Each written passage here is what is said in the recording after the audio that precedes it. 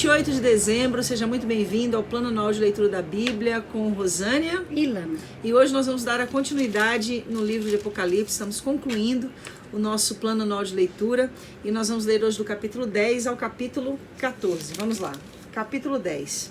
O anjo e o livrinho. Então vi outro anjo forte que estava descendo do céu. A sua roupa era uma nuvem e ele tinha um arco-íris na cabeça. O seu rosto era como o sol e as pernas eram como colunas de fogo.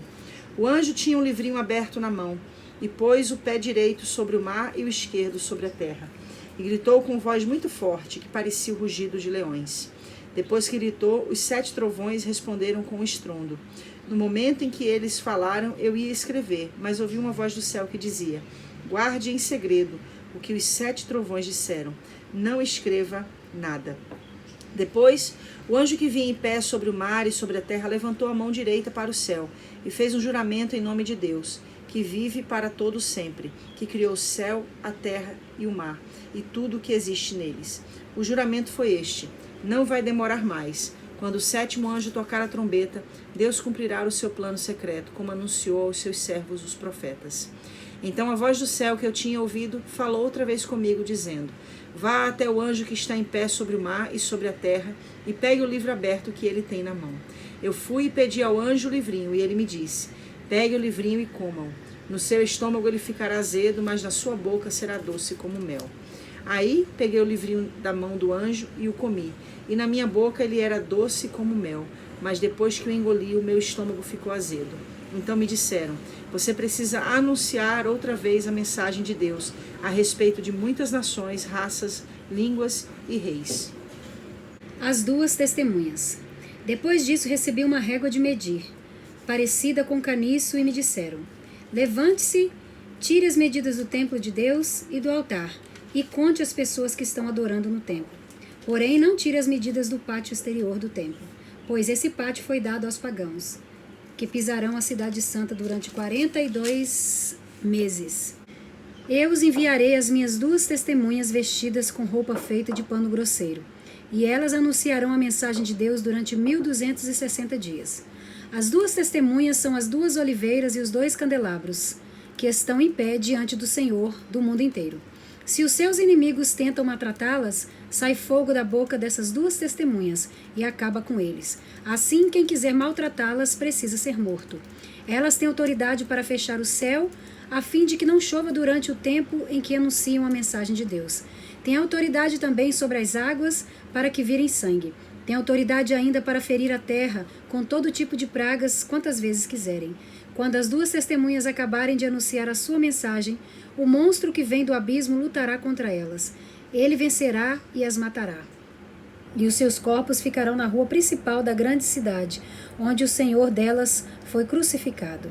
O nome simbólico daquela cidade é Sodoma, ou Egito.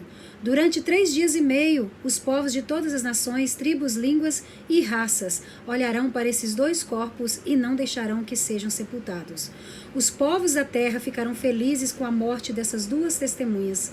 Vão comemorar e mandar presente uns aos outros, porque esses 2 profetas trouxeram muito sofrimento para a humanidade. Mas depois desses 3 dias e meio, um sopro de vida veio de Deus e entrou neles, e eles se levantaram. E todas as pessoas que o viram ficaram com um medo terrível. Aí os 2 profetas ouviram uma voz forte que vinha do céu, e lhes dizia: subam aqui. Enquanto seus inimigos olhavam, os 2 profetas subiram ao céu numa nuvem. Naquele momento houve um violento terremoto. A 10ª parte da cidade foi destruída, e morreram 7.000 pessoas. As outras ficaram com muito medo e louvaram a grandeza do Deus do céu. O 2º ai já passou, mas olhem, o 3º ai virá logo. A 7ª trombeta. Então, o 7º anjo tocou a sua trombeta, e houve no céu vozes fortes que diziam: o poder para governar o mundo pertence agora a Deus, que é o Senhor nosso, e ao Messias que ele escolheu. E Deus reinará para todo sempre. Aí os 24 líderes que estavam sentados no seu trono, diante de Deus, ajoelharam-se, encostaram o rosto no chão e adoraram a Deus, dizendo: ó Senhor Deus Todo-Poderoso, que és e que eras, nós te damos graças, porque tu tens usado o teu grande poder e começastes a reinar. Os pagãos estão muito furiosos, porque já chegou o momento de mostrares a tua ira, e a hora de os mortos serem julgados. Chegou o momento de recompensares os teus servos, os profetas e o teu povo, e todos os que te temem, tanto os importantes como os humildes. Chegou o momento de destruíres os que matam pessoas na terra. Então se abriu o templo de Deus, que está no céu, e a arca da aliança foi vista lá dentro. E houve relâmpagos, estrondos, trovões, e um terremoto, e uma forte chuva de pedra. Capítulo 12. A mulher e o dragão. Então apareceu no céu um grande e misterioso sinal. Era uma mulher. O seu vestido era o sol. Debaixo dos seus pés estava a lua, e ela usava na cabeça uma coroa que tinha 12 estrelas. A mulher estava grávida e gritava com dores de parto. E apareceu no céu outro sinal. Era um enorme dragão, vermelho, com 7 cabeças e 10 chifres, e com uma coroa em cada cabeça. Com a cauda ela arrastou do céu a terça parte das estrelas e a jogou sobre a terra.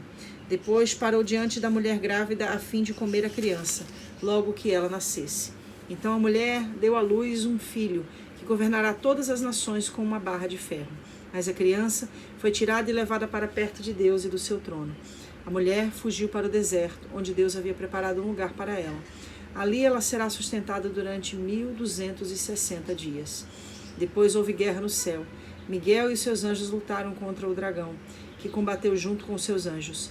Mas o dragão foi vencido, e por isso ele e os seus anjos não puderam mais ficar no céu. O enorme dragão foi lançado fora do céu.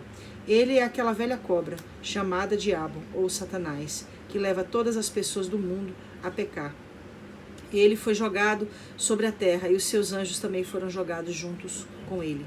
Então ouviu uma voz do céu que dizia: Agora chegou a salvação de Deus. Agora Deus mostrou seu poder como rei.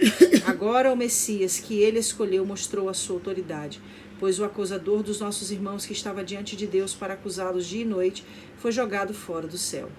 Os nossos irmãos o derrotaram por meio do sangue do Cordeiro e da mensagem que anunciaram. Eles estavam prontos para dar a sua vida e morrer. Portanto, o céu e todos vocês que vivem nele, alegrem-se. Mas ai da terra e do mar, pois o diabo desceu até vocês, e ele está muito furioso, porque sabe que tem somente um pouco mais de tempo para agir. Quando o dragão viu que tinha sido jogado sobre a terra, começou a perseguir a mulher que tinha dado à luz o menino. Porém a mulher recebeu as 2 asas de uma grande águia para poder voar para o seu lugar no deserto, onde ela será sustentada durante 3 anos e meio, livre do ataque do dragão.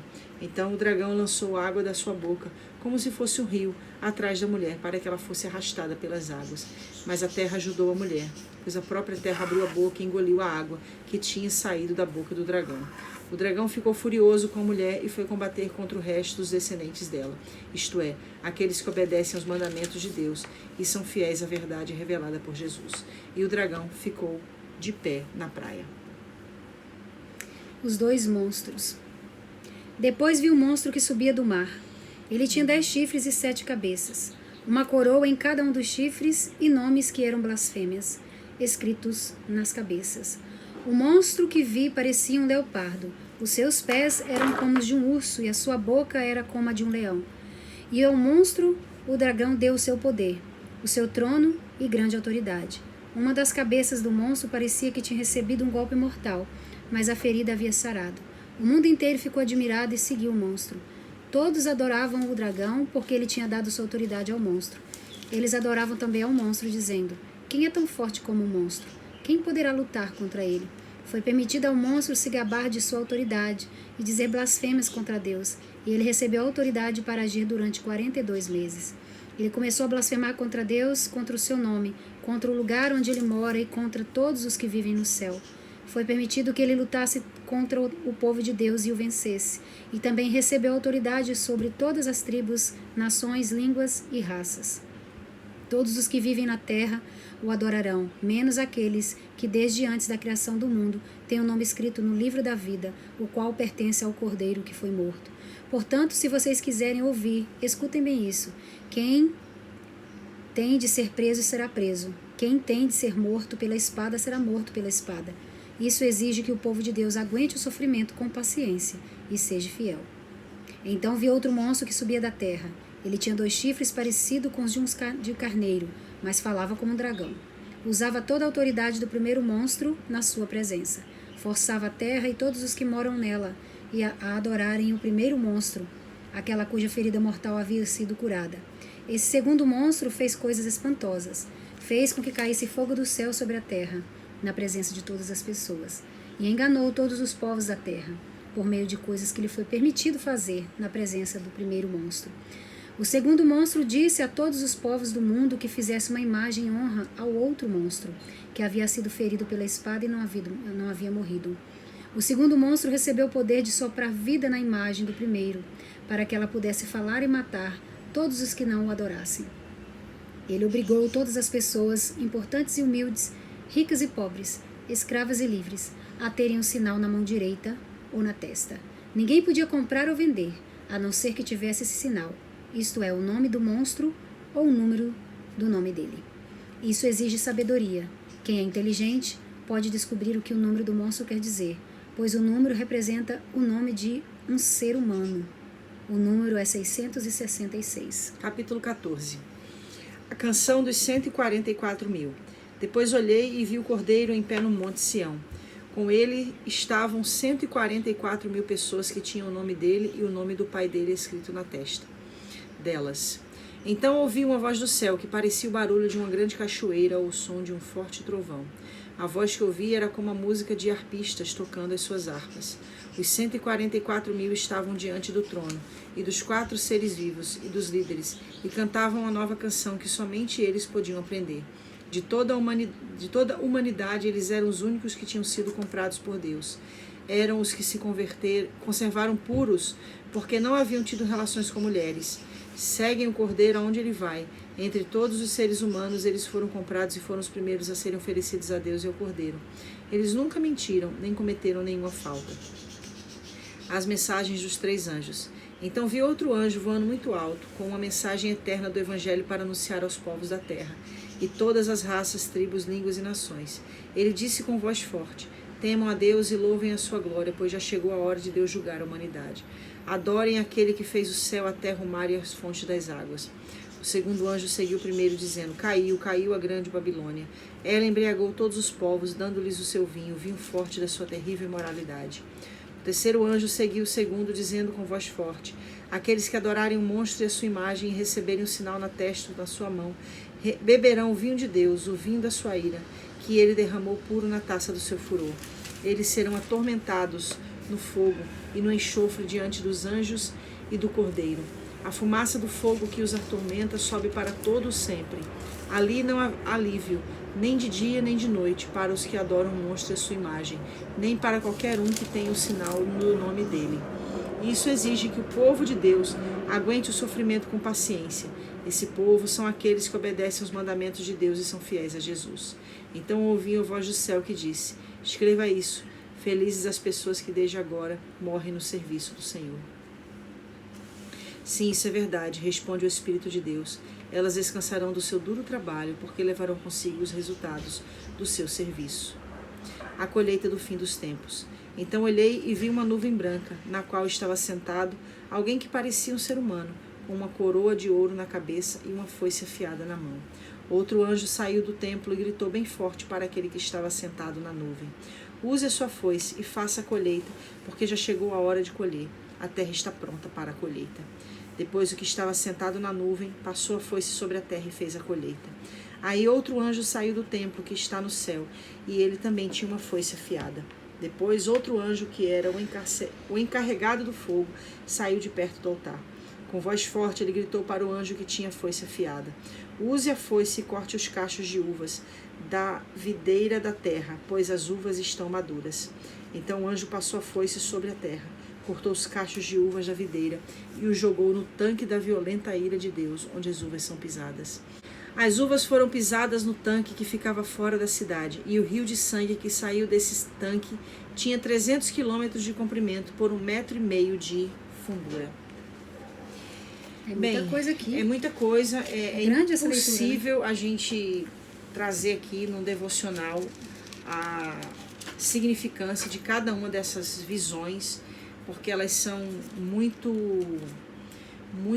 cheias de conteúdo, e trazer essa compreensão vai, sem sombra de dúvida, também trazer uma abordagem dentro da nossa perspectiva da teologia apocalíptica, né? Então eu queria falar especificamente daquilo que me chamou a atenção e que me levou ao livro de Ezequiel, que também é cheio de visões. No capítulo 10 de Apocalipse, foi logo no início da nossa leitura, fala desse livrinho, né? Ele diz assim no versículo 2, o anjo tinha um livrinho aberto na mão. Ele pôs o pé direito sobre o mar e o esquerdo sobre a terra e gritou com voz muito forte que parecia o rugido de leões. E aí ele fala aqui, ó, que ele vai e ele come desse livro, né? Ele percebeu, ele viu aquilo que estava acontecendo. E aí ele diz aqui, ó, cadê? Onde está aqui no versículo 9. E eu fui e pedi ao anjo o livrinho, e ele me disse, pegue o livrinho e coma-o. No seu estômago ele ficará azedo, mas na sua boca será doce como o mel. Aí ele fala no versículo 10, aí peguei o livrinho da mão do anjo e comi. E na minha boca ele era doce como mel, mas depois que eu engoli, o meu estômago ficou azedo. Lá em Ezequiel, no capítulo 3, aconteceu a mesma coisa. Deus disse, homem mortal, coma esse rolo. Depois vai e fale ao povo de Israel. Então abri a boca, ele me deu o rolo para comer e disse, come, homem mortal, esse rolo que lhe estou lhe dando, enche o seu estômago com ele. E eu comi e era doce como mel. Então, se a gente for compreender aqui o que significa, porque é muito paradoxal, né? Como é que é doce na boca, é amargo no ventre. Por que Deus mandou Ezequiel comer? Por que Deus mandou João comer? Você acha que o anjo não se referia aqui à mensagem que ele tinha que entregar? Exato. É a pregação da palavra. Tanto para Ezequiel, tudo que ele ia passar, quanto para João, fala do doce trabalho de pregar o evangelho. Por que não é doce falar das palavras do Senhor? Com certeza. Aí agora os resultados depois, né, de quem ouve, de quem assimila, do mundo em si. A gente não teve aí durante esse ano essa experiência de falar da palavra de Deus durante esses 365 dias do ano. Ler a Bíblia, trazer aí, compartilhar um pouco do que o Senhor vai ministrando no nosso coração nessa leitura. Não é doce? Doce. Agora, por que é amargo ao ventre? Primeiro porque é doce ao paladar por ser o trabalho de levar a palavra de Deus. Para Ezequiel era amargo ao ventre por causa de todo o sofrimento que exigia dele como pregador, como profeta da palavra. Entendeu? Mas aí eu acho que não se aplica a João o mesmo fator. E aí as visões são bem complexas. É semelhante, né? No sentido do quê? Por exemplo, para Ezequiel era doce ao paladar levar a palavra, mas o amargo ao ventre era o fato dele estar anunciando o juízo que viria sobre Jerusalém. Ele estava falando do juízo, né? Trazendo a ira de Deus sobre o pecado de Jerusalém. E em Apocalipse acontece a mesma coisa.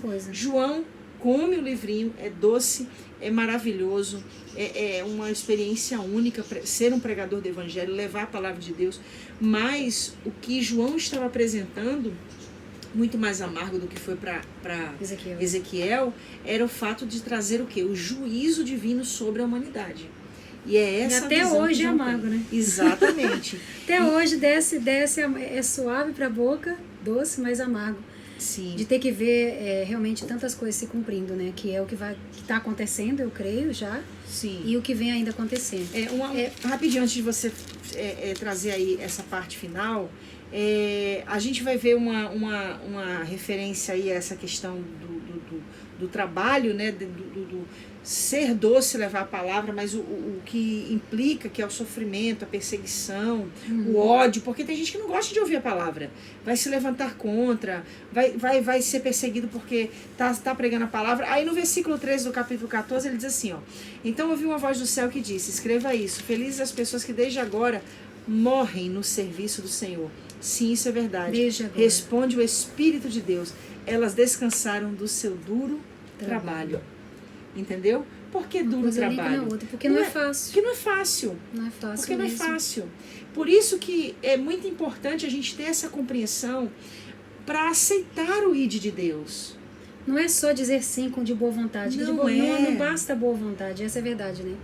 Não é. Por mais boa vontade que a pessoa tenha, que a gente tem, qualquer ser humano tem de falar do Senhor, tem que ir além da boa vontade, tem que entender que vai ser amargo, né? Que vai ser pesado, que vai ter preço a ser pago, né? E é algo que a gente vem falando também no decorrer do ano, né?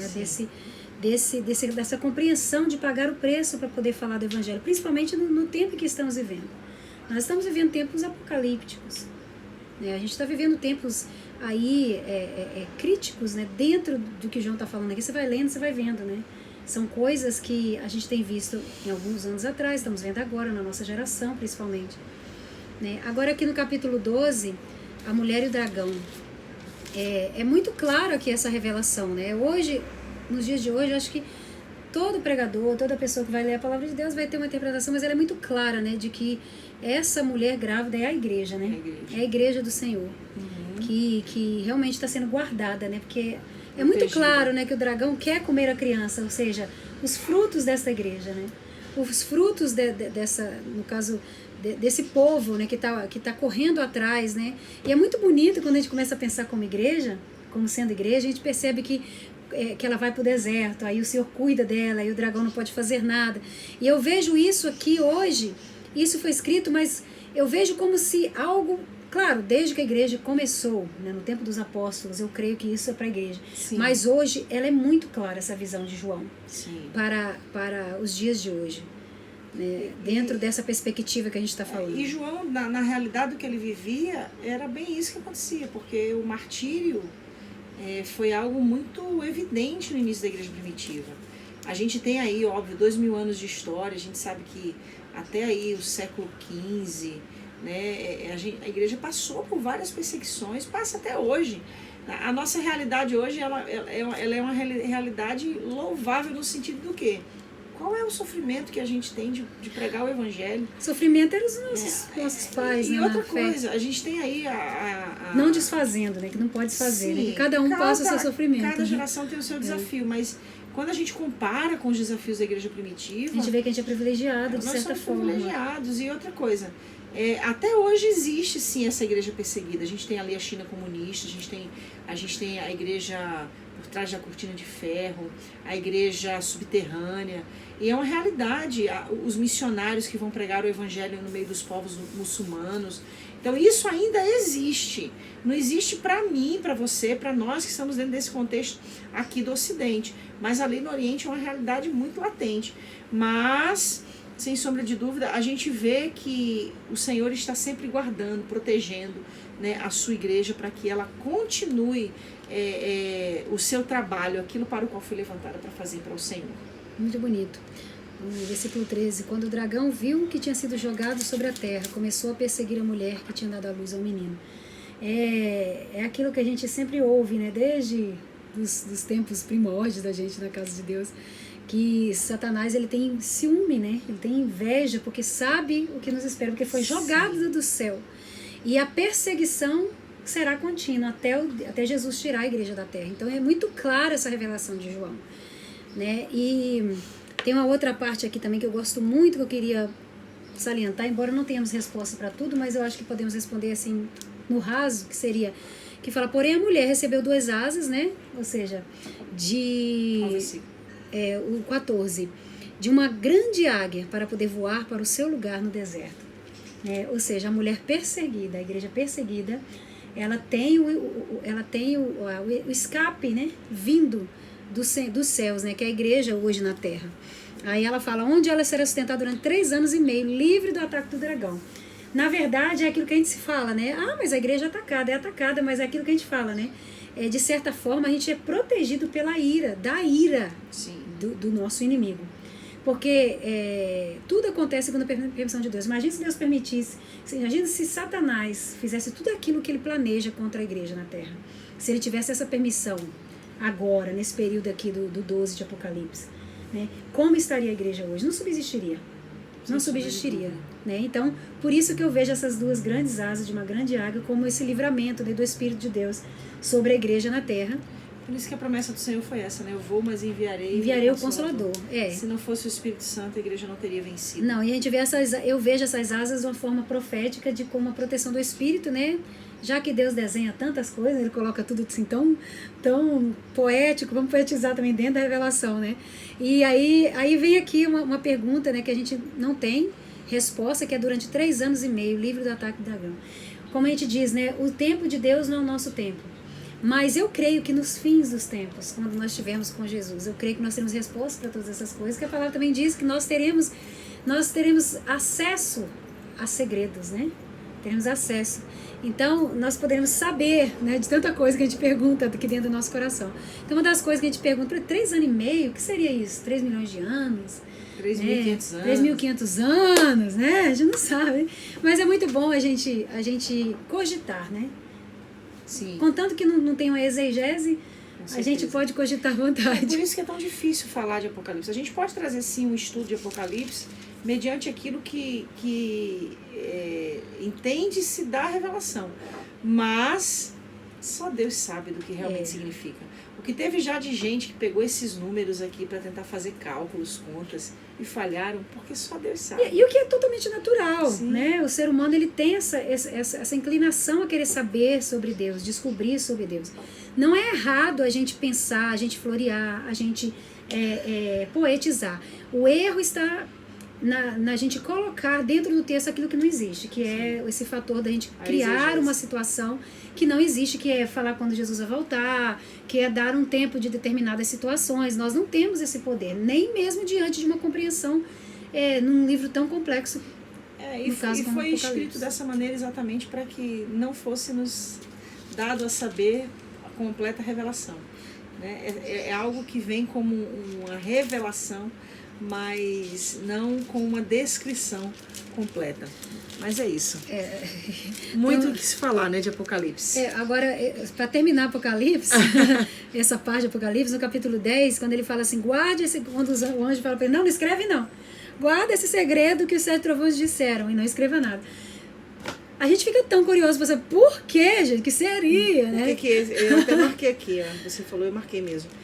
Os 7 trovões disseram, ou seja, mas isso também aconteceu com Paulo, né? Quando Paulo subiu, foi até o 3º céu, ele fala que lhe foi mostrada coisas das quais não foi lhe dada autorização para falar a respeito. Só João ficou sabendo disso aqui. Então, assim, Paulo viu coisas que ele não pôde falar, e João viu coisas e Deus mandou João falar. Então... E às vezes a gente também vê coisas, né? Deus nos mostra coisas aqui, né, que a gente também não deve falar. Outras ele deixa, outras não. É verdade. Mas é isso. Amanhã a gente continua a nossa leitura em Apocalipse 15 a 19. E depois de amanhã, no dia 30, a gente encerra. A gente não vai encerrar no dia 31, a gente encerra no dia 30. O capítulo 20 ao 22. Amém?